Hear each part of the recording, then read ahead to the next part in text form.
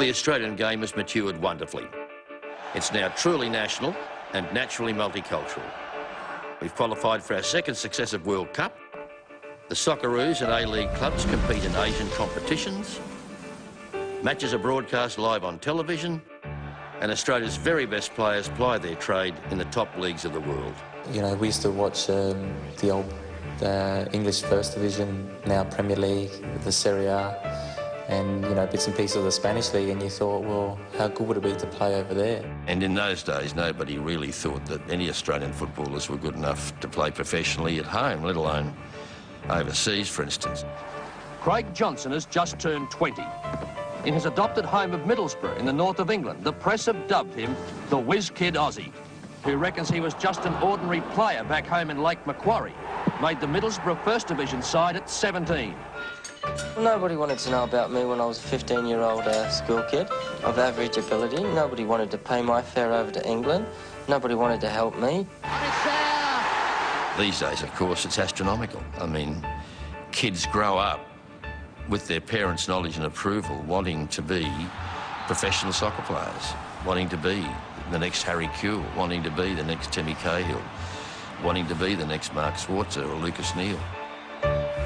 In July 1988, I headed across to England at the tender age of 16.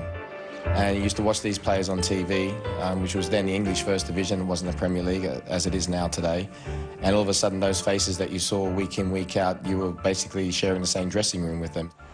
In a few words, the sleeping giant is definitely awake, and the world game has come to this country. I'm sorry to tell you guys, but the best known, the most famous AFL name would be unknown beyond this country's shores. And Australia's players are playing in Spain's La Liga, Italy's Serie A, Germany's Bundesliga, the English EPL, and in other leagues like China and Japan. And quite frankly, rightly or wrongly, their salaries are way beyond the wildest ambitions of players from the other three codes in this country. And we're much better for their experience. The Socceroos are a class act, and some famous football nations are now below us in the FIFA rankings. And we were unlucky to be eliminated in the last World Cup in Germany. Some say we were actually cheated by the ultimate winners, Italy, via an incredibly dubious penalty. I wonder what would have happened had we actually beaten the Italians that night rather than getting, you know, ripped off the way we did.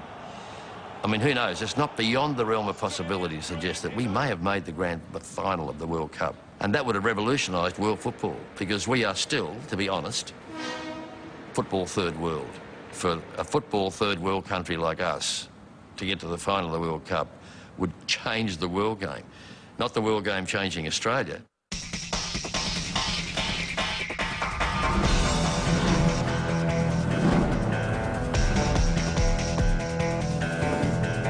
Of course, the challenge is that if the domestic Australian competition that these guys play in is to be a nursery for overseas leagues, and a last hurrah, if you like, for returning Socceroos superstars at the other end of their careers, how the heck can we impress an audience that goes home after an A-League match to watch the mighty Man U or Real Madrid or Inter Milan on the telly? It's a tough ask. The A-League's important because when I first got involved in football as a kid and then as an administrator, if kids were keen on football, they went off and bought a Manchester United shirt or a Juventus shirt, never Australian teams. When kids want North Queensland Fury strips and Sydney FC strips and Melbourne Victory strips, the A-League teams become their heroes and the shirts that they want to wear, then we've really come of age as football in this country, when we don't have to look overseas for our heroes. Australia's always produced some of the best young players in the world. It was as good as anyone. And that was never the problem. The problem was after the under-20s, people would come back here and play part-time and basically have to go look for another job. So that's all changed now with the advent of the A-League and the fact that it's full-time professional. So there's a career path for kids. They don't have to think, if I'm going to become a football star or even a successful footballer, that I have to go overseas and play for somebody in the German Bundesliga in Division 3 in a rotten, horrible European winter. I guess the whole grassroots aspect of Australian football is pretty self-evident. If there's no grassroots, there's no grass. and there's no grass, there's nowhere for them to play. Kids right across the board in this country, regardless of their socio-economic or their ethnic background are playing football in large, large numbers, which is why I understand the other codes are worried. Nothing impresses me more than to seeing the 5- and 6-year-olds running around here on a Saturday morning, away from the computers, out in the sun, kicking a ball, being fit and doing wondrous things. And I think the future of soccer is there.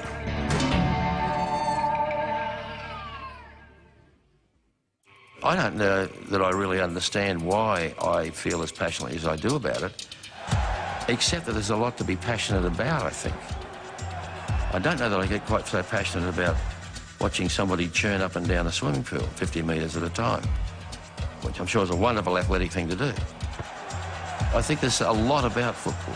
It's the intricacies and the complications and the complexity and the challenges and all these other layers, the politics, etc., and the international aspect of it that come together. Whether I'm somewhere in the stands or at home in front of the box and watch the Socceroos as they run out for their opening match against Germany at the World Cup in South Africa in June, the world will know Australia's there. It's a part of my life I don't have to have. I choose to have it.